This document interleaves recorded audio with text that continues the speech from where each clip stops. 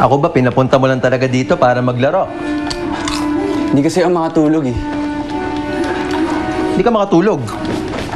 Don't tell me, iniisip mo pa rin yung nangyari sa shoot kanina. May pahabol-habol ka pa nalalaman kay Jessa, ah. I mean, hindi sa sumasang-ayon ako sa mama pati kay Cleo, ah. But you falling for Jessa? That's just too far-fetched. Matagal na tayong magkaibigan, Noel. You know me even more than my mother does. Siguro naman alam mo na by now na hindi ako tumitingin sa panglabas na anyo ng tao. Teka, so are you telling me nagkakagusto ka na kay Jessa? Hindi ah. Magkaibigan lang kami ni Jessa. Okay, if you say so. Late na. Una na rin ako. Alam mo, matulog ka na rin kasi may board meeting ka bukas, di ba? Hindi ka ba sasama? Kailangan ko suporta mo para dun sa ipe-present ko sa board. Manager mo lang ako, bro. Wala akong pakialam dyan sa opisina nyo. Plus, alam mo naman takot ako sa nanay mo. Mamaya, sermon na naman ako lang sa schedule mo. Ikaw lang humarap doon. Go ahead. See ya. Okay.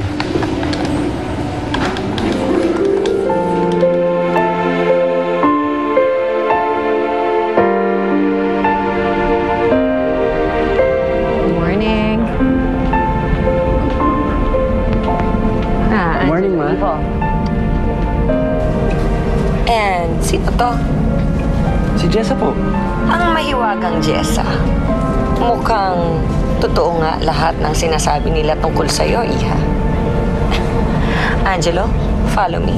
Let's get this board meeting over and done with.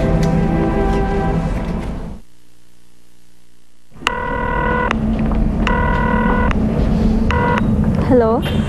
Anong balita dyan? Nandiyan na ba si Tita Victoria? Yes, at kasama na rin ni Angelo sa Jessa. Very good. Alam mo na rin naman kung anong gagawin mo, di ba? 100 times mo na yatang inulit sa akin yung kagabi. Don't worry. Alam ko na ang gagawin ko. I'm just making sure kasi baka mamaya pumalpak ka. Sige na, go do your job and make Angelo mine again.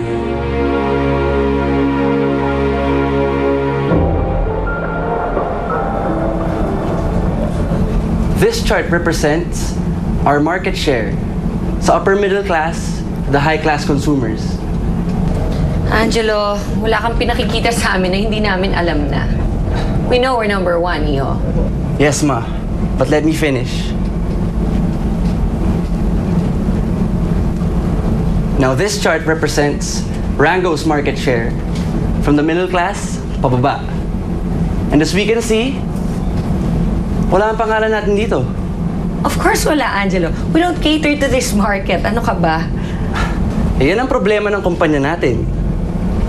We cater to the rich, pero kung makikita natin sa sales figures, mas malaki ang kikitain natin kung itatap natin ng iba pang market class.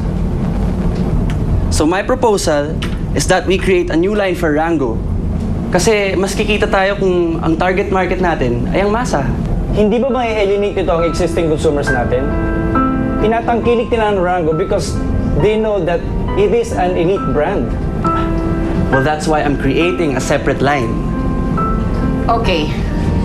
We all heard Angelo's proposal. I suggest we take a break. Pag-isipan muna natin mabuti. Think about it at tignan natin kung gagawin ba natin itong proposal ni Angelo o hindi. Alright? Okay, let's go.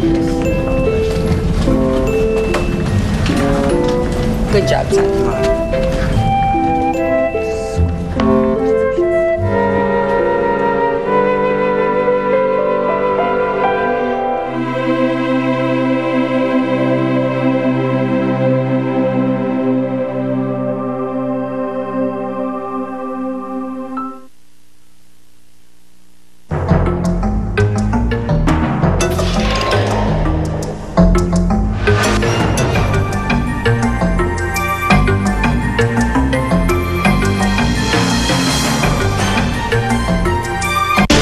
Sa pagpapat